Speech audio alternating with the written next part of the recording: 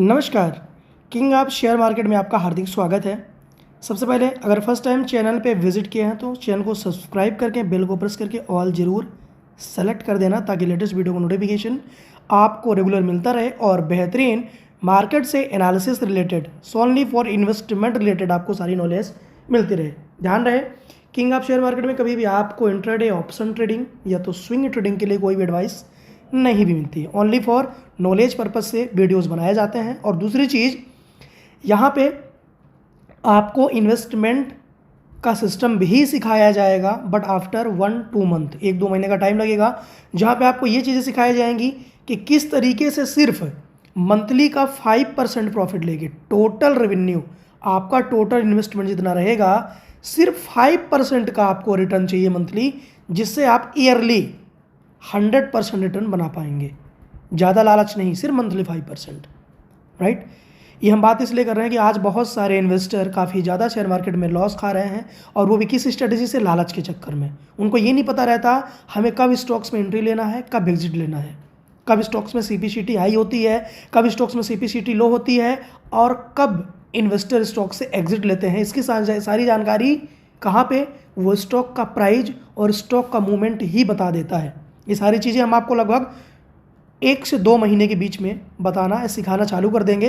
Right, जो भी लोग इंटरेस्टेड होंगे उनका इन्वेस्टमेंट यहाँ पे इन्वेस्टमेंट नहीं, सिर्फ लर्निंग पर्पज से वो 50K का 50,000 रुपये का सिस्टम बनाएंगे और जिसमें से 50,000 रुपये में वो एक बार में नहीं डायरेक्टली सीखेंगे 50,000 रुपये लगाकर, 10,000, 20,000, 5,000 सिर्फ सीखने के पर्पज से।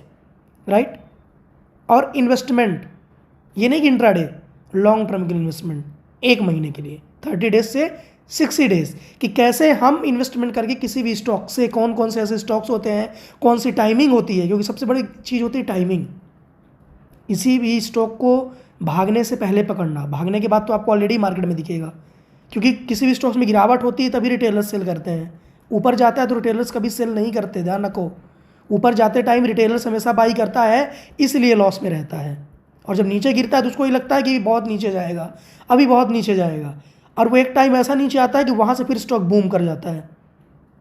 और बूम करने के बाद फिर परचेज कहाँ करता है, जब वो स्टॉक 30%, 40% या 20% जो भी है, जब ऊपर चला जाता है तब वो परचेज करता है। इसके बाद वहाँ से फिर से प्रॉफिट बुकिंग आती है। क्यों? क्योंकि भाई ये बताइए, कोई भी स्टॉक चल रहा है, जैसे जेंसॉल इंजीनियरिंग की यहाँ पे बात कर रहा है, जेंसॉल इंजीनियरिंग गिरावट की वजह क्या है? इकरा जैसे क्रेडिट रेटिंग वाले कंपनी जो हैं इनको डी रेटिंग दे दी गई। सारी न्यूज़ आप बहुत दिनों से देख रहे हैं, इसमें बार बार वही चीज़ बताने की ज़रूरत नहीं है।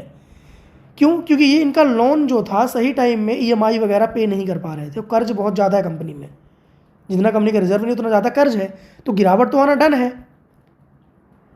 अब अगर फंडामेंटल कंपनी का स्ट्रॉन्ग भी होता है तो कैसे होता है, कंपनी के अंदर कर्ज कम होना चाहिए, क्योंकि जो भी कंपनी प्रॉफिट जनरेट करेगी वो इन्वेस्टर्स के लिए होने चाहिए। प्रॉफिट जनरेट करेगी, कंपनी में फिर लगेगा, और कंपनी में लगेगा तो कंपनी डिविडेंड प्रोवाइड करेगी, और नहीं भी करेगी तो कंपनी ऊपर जाएगी। कंपनी ऊपर जाएगी तो बड़े से बड़े इन्वेस्टर आएंगे, समझने की कोशिश करना।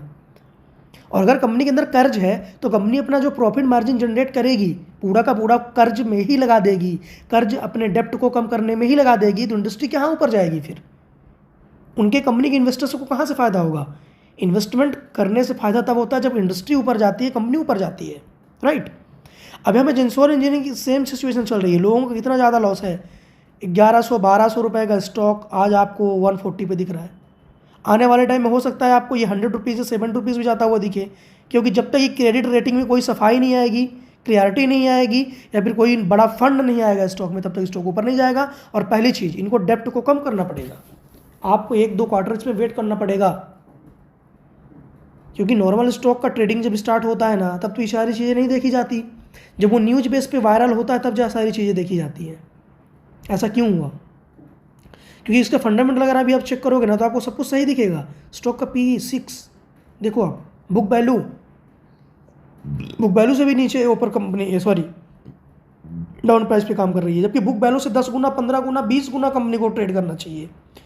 2, 4, 5 गुना तो आम बात होती है किसी भी कंपनी के लिए। बुक वैल्यू से हमेशा ऊपर ही कंपनियां ट्रेड करती हैं। जो नीचे करे तो समझ लो अच्छी वैल्यूएशन हो सकती है, बट हाँ उसके लिए कोई नेगेटिव न्यूज़ नहीं होनी चाहिए।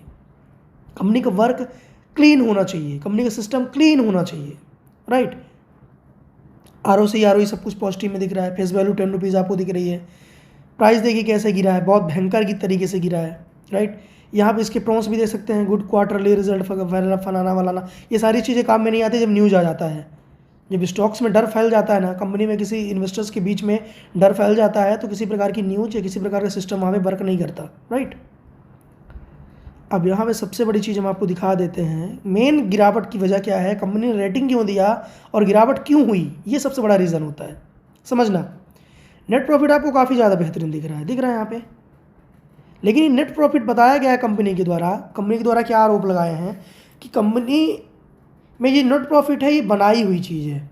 बनाई हुई कैसी चीज़ होती है, समझना। जैसे कि आप मेरे फ्रेंड हो, ठीक है, आपको हमने 5 करोड़ रुपए दे दिया, समझिए हमारी एक कंपनी है, आपको हमने 5 करोड़ रुपए दे दिया और हमने आपसे ये बोला कि आप एक करंट अकाउंट ओपन करवाओ, जो भी करवाओ, ठीक है, हम आपको 5 करोड़ का प्रोडक्ट देंगे, ठीक है, हम आपको 5 करोड़ का प्रोडक्ट देंगे और ये 5 करोड़ आप हमारे अकाउंट में डालोगे और जो भी है ये हमारे अकाउंट में शो होगा, बाइंग सेलिंग सिस्टम। तो इनके खुद के आदमी थे, इनका खुद का फंड था और खुद का प्रोडक्ट भी था। प्रोडक्ट ये दिए नहीं दिए वो बात की बात है, बट सिर्फ पैसे का ट्रांसफ़र हुआ, पैसे का ट्रांसफर तो प्रोडक्ट भी दिखाया गया, अभी प्रोडक्ट सेल किया इसलिए पैसा आया, राइट।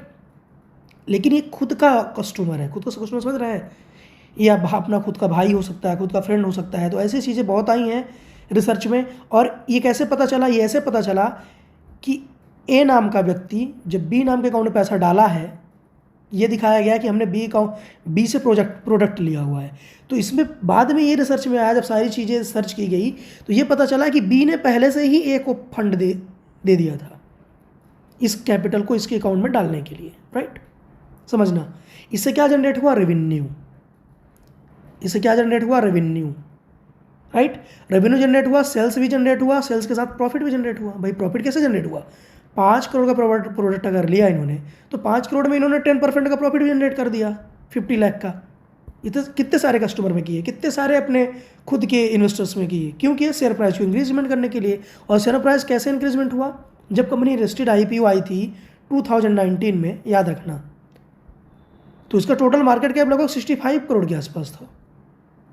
कितना था, 65 करोड़ ओनली। जो करंट टाइम में आप इसका मार्केट कैप चेक करोगे तो 531 करोड़, अभी भी ओवर वैल्यूड कंपनी है। सारा गेम तो वहीं से हुआ है कंपनी के अंदर ना।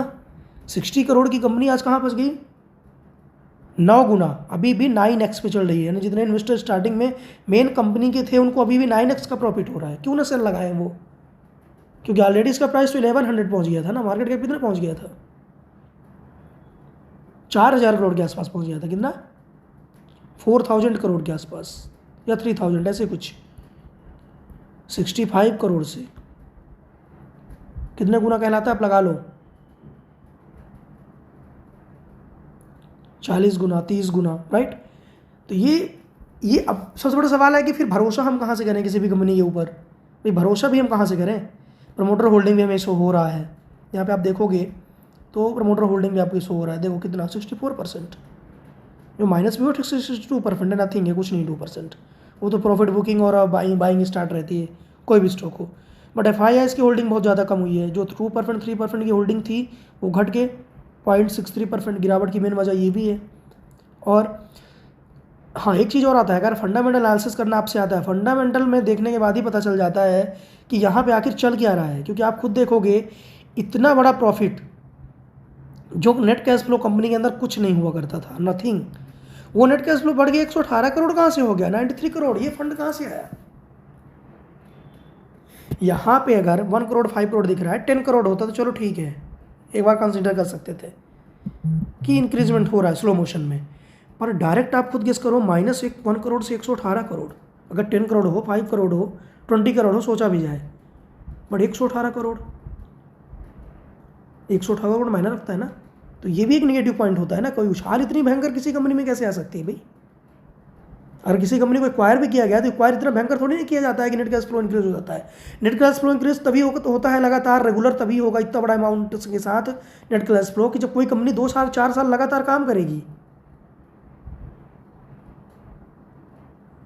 और 2 साल 4 साल लगातार काम करना मतलब ये नहीं कि डायरेक्टली इंक्रीजमेंट, डायरेक्टली नहीं, 10% 20% के हिसाब से इंक्रीजमेंट हो, 30% के हिसाब से इंक्रीजमेंट हो, इतना नहीं होना चाहिए।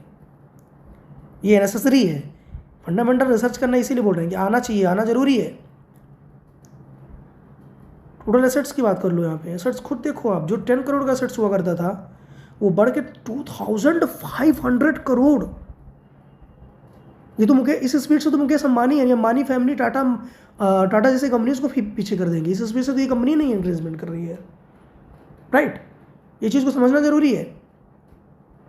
इसी बीच में स्टॉक हमने हर्सिल एग्रोटेक के बारे में रिसर्च किया था, लेकिन हर्सिल एग्रोटेक में क्या है कि राइट इशू कंपनी ने बहुत अच्छे प्राइस मिलाया, फंडामेंटल कंपनी का काफ़ी अच्छा था, राइट। अब यहाँ पे देखिए, राइट इशू तो कंपनी ने लाया 2.43 में, राइट एंटाइटलमेंट ट्रेड किया 1 रुपये में, 1 रुपये में लिस्टेड हुआ था, मतलब इसका जो 3 रुपीज़ 40 पैसे का कंपनी का राइट इशू कहलाता है। और जो डाउन प्राइस पे गया, मान के चलिए एवरेज 3 रुपीज़, राइट। अब जो स्टॉक 3 रुपीज़ पे लिया गया है, बड़े इन्वेस्टर को मिला गया, तो 4 रुपीज़ पे तो सेल लगाएंगे ना। अगर हर्सिल एग्रोटेक वाले वीडियो देख रहे हैं तो सिंपल सी बात है भाई, लोअर फर्गेट में सेल करना बंद कर दो, सिंपल सी बात है, सेल लगाना ही बंद कर दो। कोई भी स्टॉक हो, अगर ऊपर जा रहा है तो नीचे भी जाएगा। जेंसोल की भी बात कर रहे हैं, अगर आपने लॉस, आप ये बताओ 80% का लॉस यहाँ पे हो रहा है, 1 लाख का आपका 20,000 बचा, तो आप 20,000 बचा के क्या करोगे? छोड़ दो ना भाई, क्योंकि ये तो पूरी तरीके से फ्लॉप कंपनी हो गई, राइट। बस हर्सिल एग्रोटेक का अभी यहाँ पे आप समझ लो 4 रुपीज़ के पास अगर बाइंग नहीं आएगा तो 4 रुपीज़ के अंदर बाइंग आना चालू हो जाएगा, और हाँ मैक्सिमम गिरेगा तो 3 रुपीज़ तक गिरेगा, समझना, क्योंकि 3 रुपीज़ से पहले तक स्टॉक पहले भी गिर चुका था, 3.50 के आसपास, राइट। और वहीं से कंपनी ने राइट इशू लाया, और कंपनी का फंडामेंटल भी स्ट्रॉन्ग है, राइट। आप खुद चेक कर लेना, फंडामेंटल अच्छा है ना। कंपनी के अंदर कोई भी बैड न्यूज़ या बाइट सिस्टम वहाँ पे नहीं है। हाँ, बाइंग के लिए रेडी रहो, जब अपर सर्किट लगे तो बाई करना, अपर सर्किट की पहले बाई नहीं मत करना स्टॉक को, अगर जिनको भी करना है वहाँ पे अपने रिस्क के अकॉर्डिंग करना, राइट। अब जिनसोन इंजीनियर की बात रहे तो यहाँ पे आप सिर्फ होल्ड रख सकते हो, अभी यहाँ पे कोई पॉजिटिविटी नहीं है, ठीक है ना। स्टॉक को गिरने तो जितना गिर रहा है, जब तक स्टॉक स्टेबल नहीं हो जाता, लगभग 1-2 क्वार्टर का रिजल्ट कंपनी का नहीं आ जाता, तब तक कोई भी यहाँ पे अभी सिस्टम नहीं बन सकता। 1-2 क्वार्टर का रिजल्ट आना जरूरी है इसका, और डेप्ट को कम करना जरूरी है। जो डेप्ट आपको यहाँ पे दिख रहा है ना, ये बोरोइंग से देखो आप, ये डायरेक्टली 500 करोड़ का रिजर्व, 1300 करोड़ का लॉस, सॉरी डेप्ट, कर्ज कहाँ है? पूरा तो पूरा कंपनी कर्ज पे ही तो काम कर रही है ना, कंपनी खुद का पैसा तो है ही नहीं, इतना तो डेप्ट है ऑलरेडी 1300-1400 करोड़ का, पब्लिक का पैसा पूरा लगा हुआ है। तो इस चीज़ को समझना बहुत जरूरी होता है। किसी भी स्टॉक से इन्वेस्टमेंट करने से पहले अपने फाइनेंशियल एडवाइज़र, और दूसरी चीज़ खुद का नॉलेज, और तीसरी चीज़ अगर आपको सारी चीज़ें सीखनी है तो 1-2 महीने का टाइम है, अभी हम आपको सिखाएंगे। सिर्फ 50,000 लेके आना है आपको, अपने अकाउंट में रखना है, अपने डीमेट अकाउंट में, वहाँ से हम आपको सिखाएंगे कि महीने का आप सिर्फ 5% कैसे निकाल सकते हो। इससे ये होगा ना कि महीने का 5% निकालना अगर आप सीख जाओगे ना, तो आप लाइफ टाइम लालच नहीं करोगे, और ज़्यादा लालच अगर करोगे तो हमेशा लॉस होगा, याद रखना। महीने का सिर्फ 5% निकालो, सिर्फ 2 से 3 स्टॉक रखो, और 2 से 3 स्टॉक्स में किसी में 2%, किसी में 3%, किसी में 4%। अगर किसी में कन्फर्मेशन भी आता है कि भाई ये स्टॉक आपको 3 महीने या 6 महीने में 30% होता है ना, कि फंडामेंटल अच्छा है, ग्रोथिंग स्टार्ट हुई है, तो 6 महीने में आपको 30% का रिटर्न बना के देगा, इतने में खुश रहो ना। फिर 6 मंथ का 30% बहुत कहलाता है, 6 मंथ का 20% बहुत कहलाता है। अगर बिना लॉस के आप 20% 6 मंथ में कमा रहे हो तो बहुत बड़ी चीज़ है। किसी भी तरीके से म्यूचुअल फंड में इन्वेस्टमेंट करोगे वहाँ पे फुल रिस्क होता है, बट सीखना जरूरी है। 50,000 अमाउंट के साथ आप आना, हम आपको वहाँ पे बताएंगे, वीडियोस अपलोड कर देंगे, कॉन्टैक्ट नंबर जो भी जैसा है, टेलीग्राम चैनल, सारी चीज़ें बता देंगे। वहाँ पे हम आपको सिखाएंगे कि क्या करना है, कैसे। बट करंट टाइम में आप सिचुएशन समझ चुके हो करना क्या है, राइट। हर्सिल एग्रोटेक में जिसकी होल्डिंग है, सेल मत करना एक भी क्वांटिटी, क्योंकि जिस दिन स्टॉक में अपर सर्किट लगेगा पूरा शेयर आपका खा लिया जाएगा, पूरा का पूरा शेयर, याद रखना, और स्टॉक अप ट्रेंड में चला जाएगा। और अगर 3 रुपीज़ से अप ट्रेंड में गया तो आपको हो सकता है 5 रुपीज़ अगेन टच करने को मिले, देखने के लिए मिले, क्योंकि राइट इशू के शेयर बड़े इन्वेस्टर्स को मिले हैं, टोटली बड़े इन्वेस्टर्स को मिले हैं। वो स्टॉक को कभी नीचे लेके ही नहीं जाएंगे, और नीचे ही क्यों लेके जाएंगे? डर लगा रहे हैं, नीचे लेके जा रहे हैं, वो सेल लगा रहे हैं, बट क्यों? आपके शेयर को लेने के लिए। और जैसे आपके शेयर पूरी तरीके से बाई हो जाएगा तो स्टॉक नीचे थोड़ी जाएगा, फिर ये समझने वाली जरूरी बात है। तो वीडियो पसंद आया तो लाइक सब्सक्राइब जरूर करना, कमेंट करना मत भूलना।